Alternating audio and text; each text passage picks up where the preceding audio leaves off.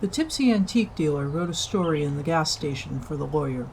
It sounded like a bad sentence dictated to a 7-year-old for a Friday spelling test, but the reality of its situation was far from innocent.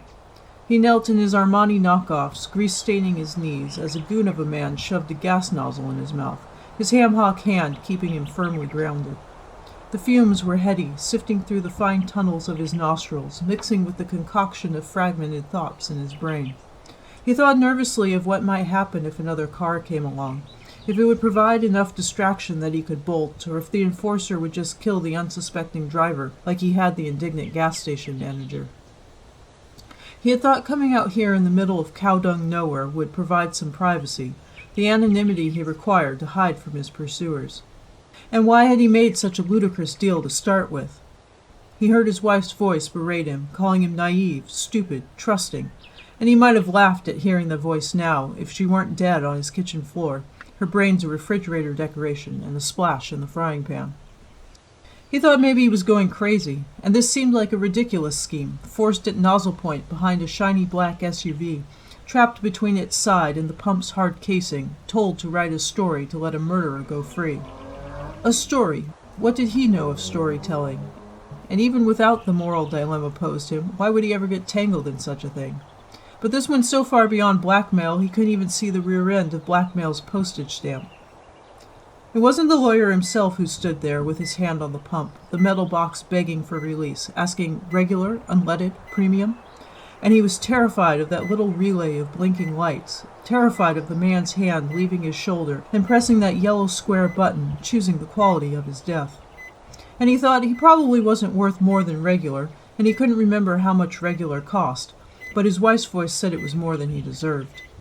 He shouldn't have thought that his wife got what she deserved, with a crimson stickiness staining her too perfectly pressed blouse, mussed indelicately around her fat waist, and her eyes staring wildly into oblivion.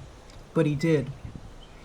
He thought of the lawyer as a mob-type guy with a name like Giuseppe or Frankie or Vito, sitting at an oversized desk behind an oversized chair back, smoking Cuban cigars and talking in Italian with his hands.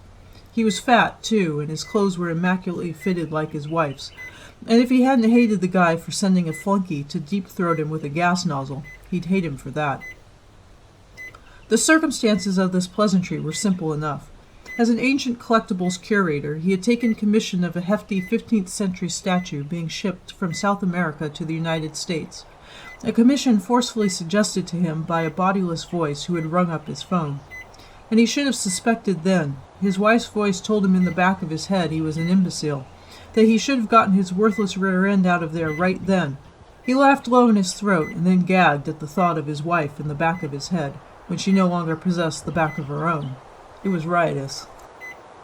The shipment had come, of course, but the unfortunate remnants of his conscience had gotten the better of him, especially when he had felt the weight of said 15th century statue, and he had taken it home to his wife, who pronounced it the foulest, most dreadful piece of pointless, dust-collecting rubbish she had ever seen. He wondered how he had ever loved such a woman with such tasteless views of art.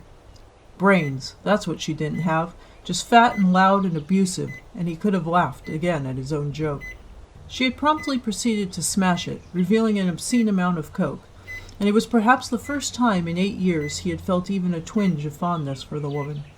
He began to list in his mind all the names he knew for cocaine: blow, crack, croak, dream, freeze, ice, snow, stardust, Twinkie. It didn't matter what it was called.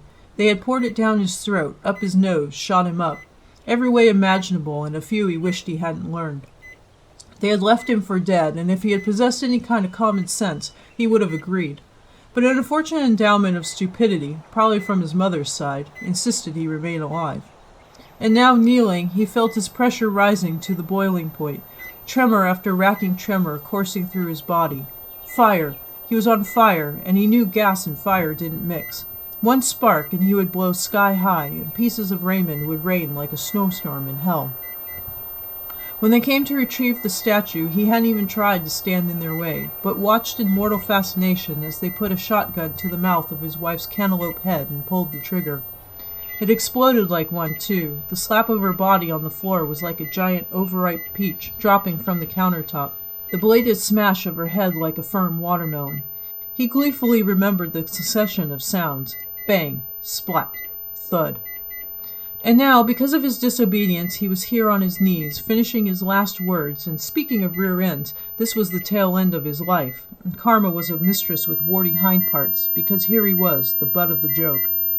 The goon raised his hand and selected his gas, and he was too lily-livered to see what he was worth. Eyes squeezed shut, he had just time to hazard what the coroner's report would say for cause of death, before the trigger on the nozzle clicked in his brain, and the unmistakable sound of rushing liquid filled his ears. Gasphyxiation.